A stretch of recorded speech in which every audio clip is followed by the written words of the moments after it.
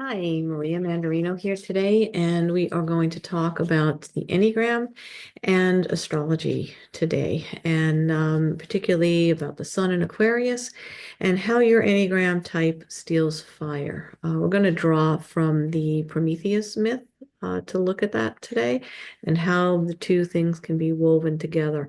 Prometheus is actually associated with Aquarius. There's some correlations that we're going to draw in this episode and see how that can get you to do something innovative within your type structure. So we're going to look at that today.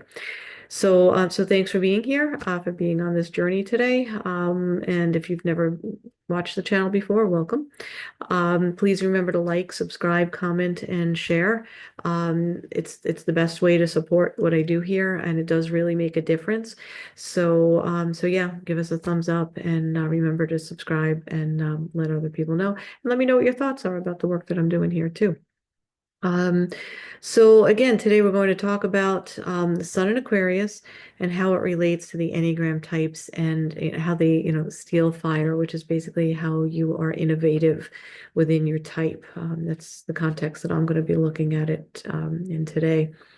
So the story of Prometheus as it relates to the archetype of Aquarius.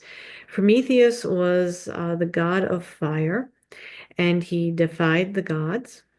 And the gods looked down on humans. They were kind of their folly. They were their source of entertainment, seen as just a notch or two above animals, and because they didn't have things like fire that would empower them.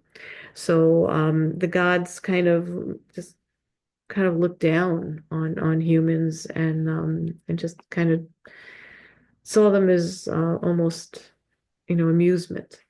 So but Prometheus saw potential in them, and being the god of fire, Prometheus decides to give mankind fire. And Zeus takes issue with that because giving man fire makes them more like the gods. And so Prometheus, who's also known as the awakener, which is another word sometimes you'll hear used with Aquarius and Uranus, the awakener, the awakening energy. So Prometheus, the awakener, made man, who was common and lowly, more like the gods by bestowing them with the gift of fire. And he's punished by Zeus um, in that process. And for eternity, he's chained to a rock where eagles can pick at him and specifically pick at his liver, which in Greek mythology was associated with emotions, human emotions. I think it's really interesting since we're coming off of the series on anger in the tradition that I practice in Chinese medicine. Anger is associated with the liver. So it's kind of interesting. It was just human emotions or emotions, I should say, in ancient Greece. But again, in Chinese, ancient Chinese medicine, we look at it as anger, the source of the organ that holds anger. Um, so he is punished by Zeus again for all of eternity because giving man fire is powerful, powerful, life-changing, game-changing, right? We're going to talk about how so.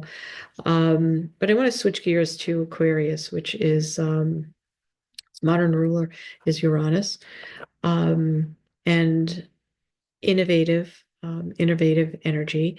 We think of sudden sparks of brilliance and insight and wisdom with Aquarius. We think of innovation. We think of freedom. We think of breaking free of the chains. We think of enlightenment, which we're going to get into Prometheus a little further shortly, but yeah, Prometheus was thought to be the same, similar. So some themes between Aquarius and Prometheus. Um,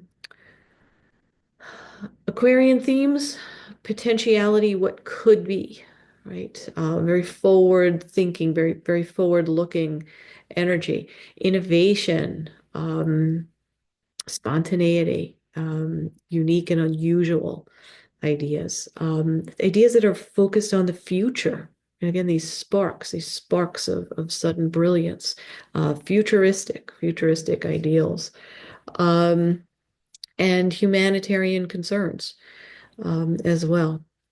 So we also think of progress as being associated. It has to do with that futuristic quality of Aquarius. So progress, again, sudden sparks, which we can associate now with technology. We tend to think anything in the tech field is Aquarian, and visionaries. Again, being able to see the potentiality of what others don't, or don't easily see. An Aquarian can just like see it, envision it, and it's going to happen. It's just like it's there. It's there to happen. So Prometheus rather, was a giant, a titan. He was not a god. He was a titan, and he had again the gift of fire. He was the god of fire, and Prometheus also has to do with foresight. It actually means foresight, forward vision, being able to see things that others can't. Again, visionary, right? We think of the Aquarius themes of visionary. So equally Promethean, foresight, wisdom, using those things to empower, and particularly empower humanity, because again, this is what he's using fire for, is to empower humanity, which is a big no-no because the gods are just using humanity for amusement, right? So we don't empower those lowly creatures that are here to amuse us, right? And this is what Prometheus does with fire. So empowering of humanity. So what is fire? Why is fire such a big deal, right? Fire allows us to do things like see in the dark, right? It gives us light. It gives us warmth. It gives us the ability to cook our food, right? So fire is a major, it's an opportunity to really change how humans existed on Earth, right? Give us tools, give us power, give us, light, energy, heat. Um, and in a way, Promethean themes have to do with advocating for humans, particularly suffering humans. Because again, the gods just wanted to laugh at humanity and see them as these lowly creatures that were there for their entertainment. And more Promethean, Aquarian themes have to do with advocating for humans that are suffering. So there's some parallels there between Aquarius and Prometheus. It has to be one of my favorite myths. So I'm going to stretch that into the Enneagram types, and ask you to think of your Enneagram type. And again, these are not absolutes, right? It's just one example. I'm going to give you one example for each of the 9 types today, in ways that you may steal fire, ways in which you may be innovative, ways in which you may be forward, progressive, acting on behalf of improving humanity, working for those who are less fortunate, perhaps. Um, Bringing your wisdom to the table, bringing your unique foresight to the table, right? So there's 9 ways to do all of those things that I just rattled off. So that's what we're going to do. I'm going to give you one for each of the 9 types. It doesn't mean there's only one. Okay, so I encourage you, whatever type you are, to play with this and consider what other forms of innovative thinking or understanding that you may have, that's unique to you, that's your Aquarian spark, or your Promethean spark. Again, the sun is in Aquarius right now. Use the energy, right? There's 9 different ways to use the Aquarian energy that is accessible right now. So I'm just going to go in order of the types today. So type 1, our reformer. So you're really great at organizing systems, right? That's just a type 1 thing. So through systems of particularly fairness, because ones are really good at fairness and integrity. So consider, where and how do you steal fire? Where do you basically broker energy, innovative energy, through systems of fairness and integrity that benefit the collective. Okay. So this is where type 1 can get away from a kind of tunnel vision that they can get into, where they can be a little, picky, and a little too, they're the perfectionist. We call them the reformer, but also the perfectionist, right? So instead of being too focused and limited in your thinking, too reductionist in your thinking, how do you, back it up and broaden it out to create systems of fairness and integrity that benefit the collective, right? That would definitely be one way that type 1s could steal fire. So play with that. Enneagram type 2 are helpers. Um, you can steal fire by building unconventional and inventive support networks that uplift humanity. So coming from more of a heart-centered place, where again with ones, their body types, their focus is more on structure.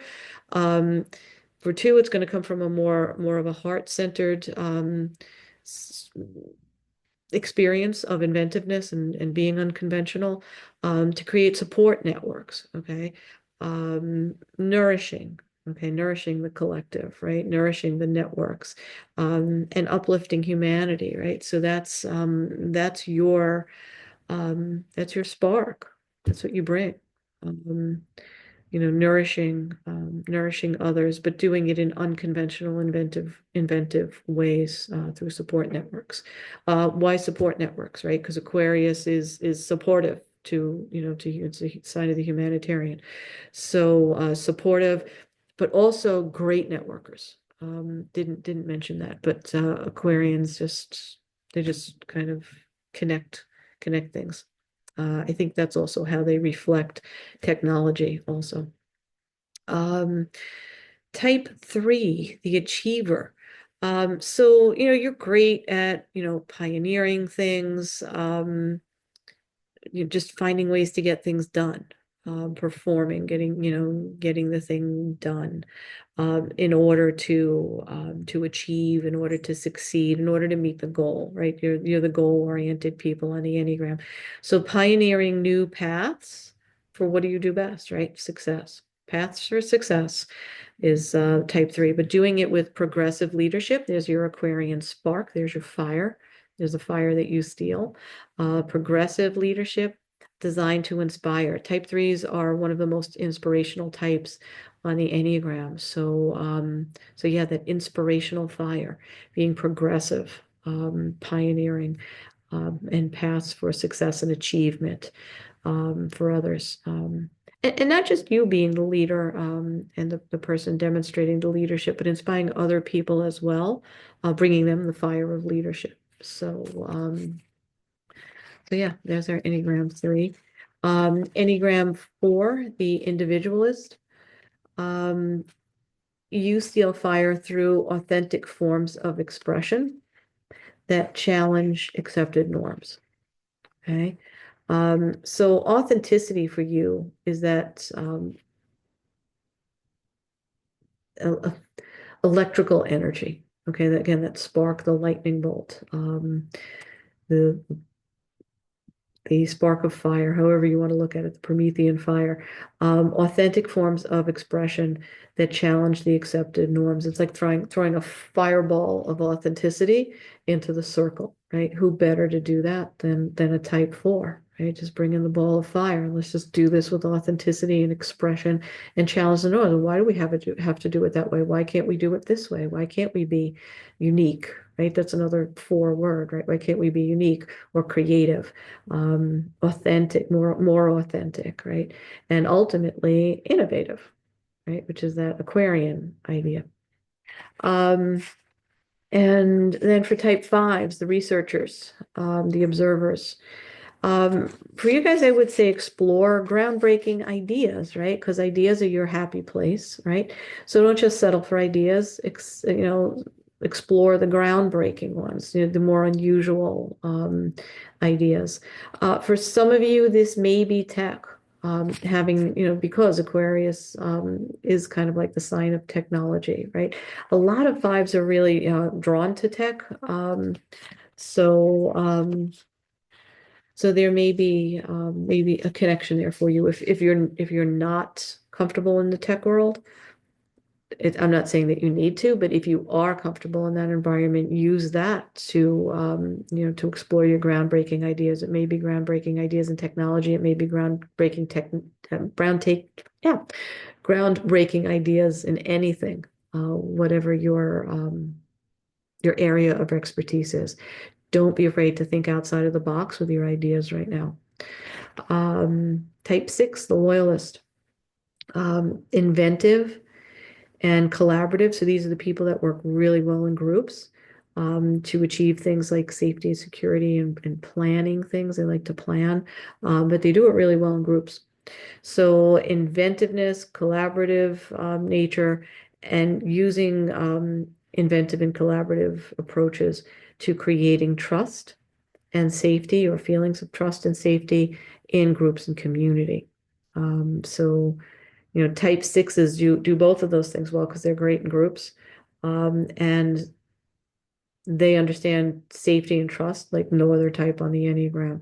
So when you can bring those things together, the collaboration, safety, and trust, but do it in an inventive way, in a new way, in an unusual way, that's a way that type 6 can use this innovative Aquarian Promethean energy.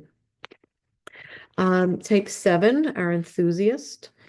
Um, Type 7 brings focus to the future. One of the things we usually work with type 7s on is not running into the future. We want them to slow down and be present, because in being focused on the future, usually a type 7 is usually in an unhealthy state when they're looking toward the future. They're trying to get away from something uncomfortable in the present.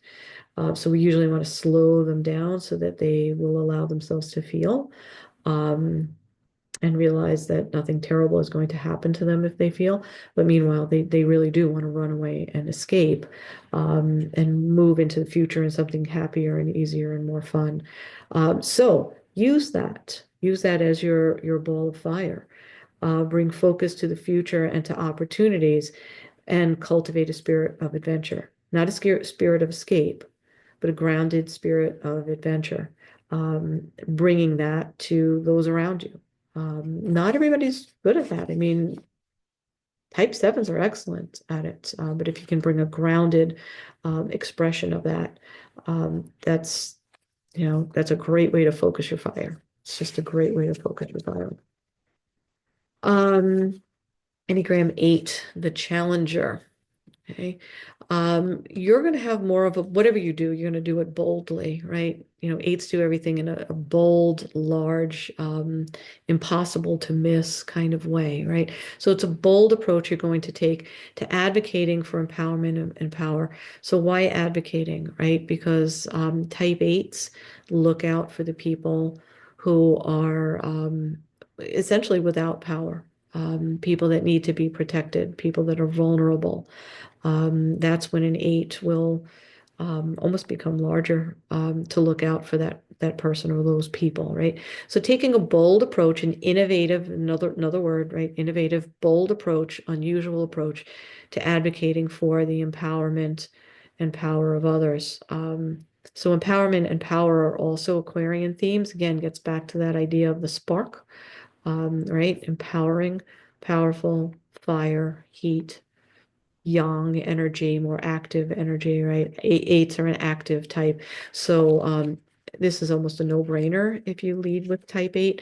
Also, I work with quite a few eights, and it's surprising to me how many of them are either Aquarian suns, Aquarius suns, and or rising, or else they just have a lot going on in Aquarius. So some types stand out more for me with certain signs, and that's one of them. Aquarius and type 8, there's usually some kind of strong association in the chart. Enneagram type 9 are peacemakers. So these are the people that bring people together. They merge with people. They like to create harmony between people, so everything's nice and everybody gets along and there's no conflict. They like to avoid conflict, right? So that's a natural ability that nines have. But let's take the the Aquarian filter and add that layer on top of this. And it means, or it could look like taking a diverse approach, an unusual, again, Aquarian, unusual approach to unifying groups and bringing people together. So the unifying groups and bringing people together, the nines do that all the time. But how can you do that in an innovative, unique, diverse kind of way? So those are some ideas to play with this energy right now. Um, and what else I have for you here. So make sure you check out the next episode that I'm going to have up on the screen at the end of this episode. If you missed the series that I just completed on anger and the Enneagram and astrology and Mars, check that out as well. I might toss one of those up on the screen.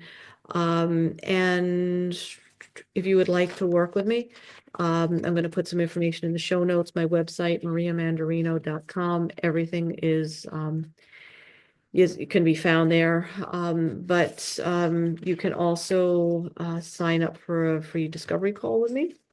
And that is done through the website on the Enneagram page and the spiritual direction page. You'll find the same link there. So I'll link that in the show notes.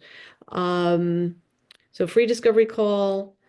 I have two types of sessions that you can book with me online. They're both spiritual direction.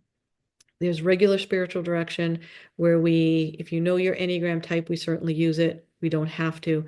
I use many different tools in spiritual direction, depending on what speaks to you and your tradition. If you have one, many people that I work with don't have any particular tradition. So I am pretty out of the box with my spiritual direction work, if you haven't figured that out watching the channel.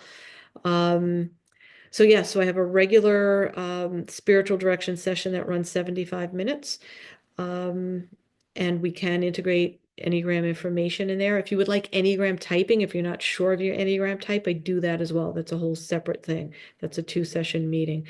So that's also available. We work this out in the discovery call. We talk about whether or not you're clear on your type. If you do want to know, the 75-minute spiritual direction call, or I also have a 90-minute call. And this is pretty much set up as a membership. You can do it individually.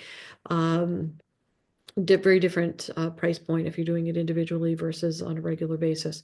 But we look on a monthly basis. We meet for spiritual direction. We talk about your Enneagram, and then part of that session is looking at your chart and specific questions that you may have about what's going on for you that month. So that's another option. So essentially, three ways we can meet. Two of those three would be regular meetings, either the 75-minute spiritual direction or the 90-minute spiritual direction with the astrology added into that. And then the extra piece would be if you need to know your Enneagram type, we can do typing apart from that.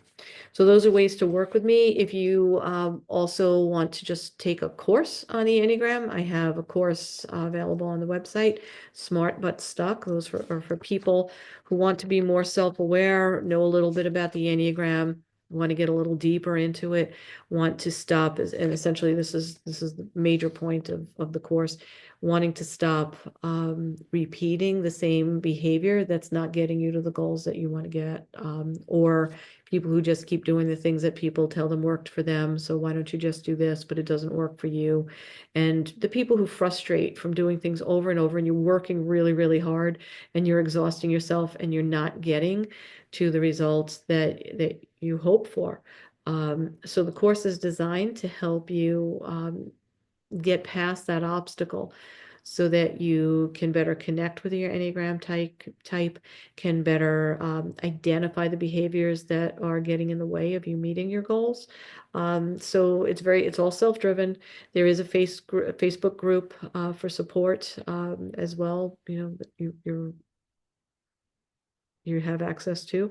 But it's all self-driven. So that's another Another thing you can do, and I also have a free webinar, so check that out on my website. It's dedicated to relationships, using the Enneagram for relationships and creating healthier boundaries in those relationships so you can nourish your relationships. So never a bad idea to do that, right? So thank you again for being here. I encourage you to play with some of these Aquarian, Promethean themes right now. Use the energy that is available to us right now in Aquarius. Um, I'm all about using what's accessible, what's kind of percolating energetically around you. So use it. Ask yourself, what is my gift of fire? How can I use this gift of fire? How have I used that gift of fire in the past? How can I, maybe adapt and revise how I do it? So give it some thought, stretch with it, journal with it. And as always, share your comments. Let me know what you think, where you find Aquarius in your chart and how you feel that it reflects in your Enneagram. Um, Feel free to share stories of how you have wielded fire, energetically wielded fire. Some of you may actually work with fire. So I learned that lesson today when I was talking to somebody who actually had worked as a firefighter for 4 years. So yeah, whatever it may mean to you. Okay, consider how you steal fire and give it to those who can benefit from it. Okay, so thank you for being here, and I look forward to reading your comments, and I will see you next time. Also, remember to follow me on Instagram, Facebook, on the Blue Sky, and Threads as well. So I'll try to have all of that in the show notes as well. All right, thanks for being here. See you next time.